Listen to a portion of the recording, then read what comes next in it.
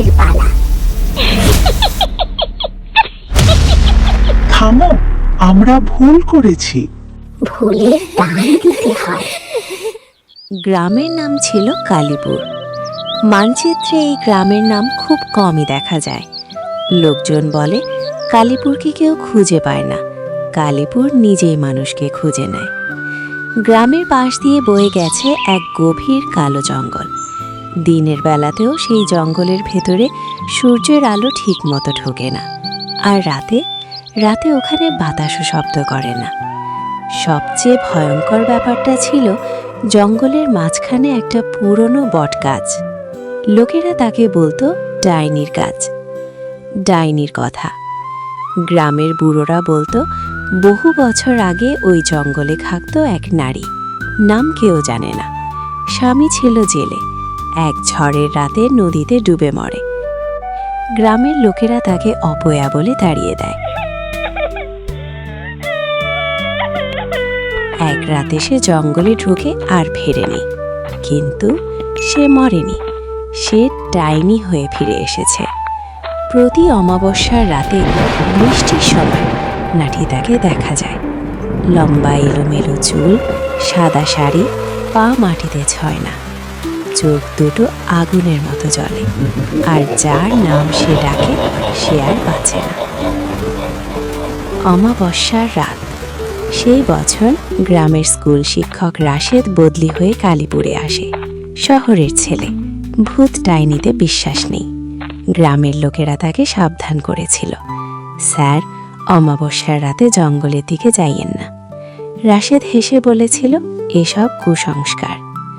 কিন্তু অমাবস্যার সেই রাতে আকাশ ভেঙে বৃষ্টি নামল, বিদ্যুৎ চমকালো বারবার, আর তখনই টাপ টাপ টাপ, জানালার বাইরে পায়ের শব্দ।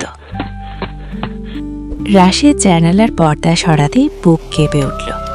বৃষ্টির মধ্যে দাঁড়িয়ে আছে এক নারী, চুলে মুখ ঢাকা, চোখ দেখা যাচ্ছে না।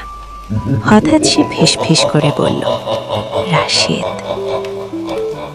শিক্ষকের শরীর বরফ হয়ে গেল। সে তো কাউকে নাম বলেনি। জঙ্গলের ডাক।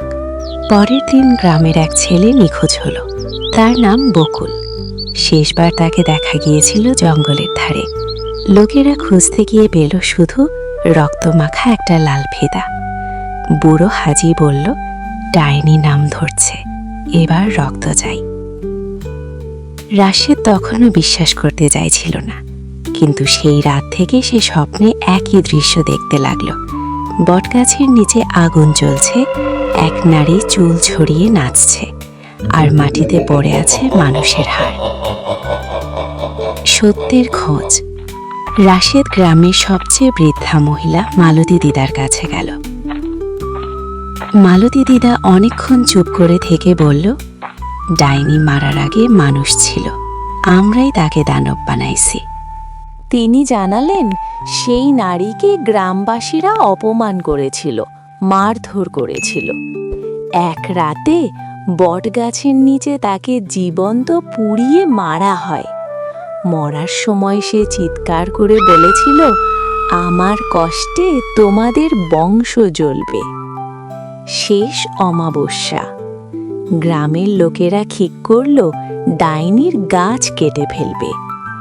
অমাবস্যার রাত, বৃষ্টি, হাওয়া থমকে গেছে। যে কুঠার বটগাছে লাগলো চারদিক অন্ধকার হয়ে গেল। এক বিকট হাসি শোনা গেল, হা হা হা। বটগাছের গা ফেটে বেরিয়ে এলো সেই নারী, চোখ জ্বলছে, মুখ বিকৃত। সে চিৎকার করে বলল, আমাকে মারছো, এবার তোমাদের পালা। গ্রামের মানুষ একে একে মাটিতে পড়ে যেতে লাগলো। রাশেদ দৌড়ে এগিয়ে চিৎকার করল, থামো, আমরা ভুল করেছি। ডাইনি থমকালো, চোখে আগুন নিভে এলো। সে ফিসফিস করে বলল, ভুলের দাম দিতে হয়। এক প্রচণ্ড আলো, সব শেষ। পরের সকাল।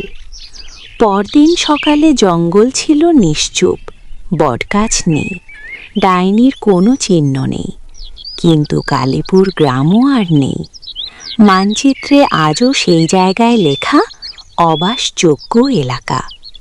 লোকেরা বলে বৃষ্টির অমাবস্যার রাতে এখনো বাতাসে ভেসে আসে এক নারীর কণ্ঠ, ভুলে যেও না, আমি এখনো আছি।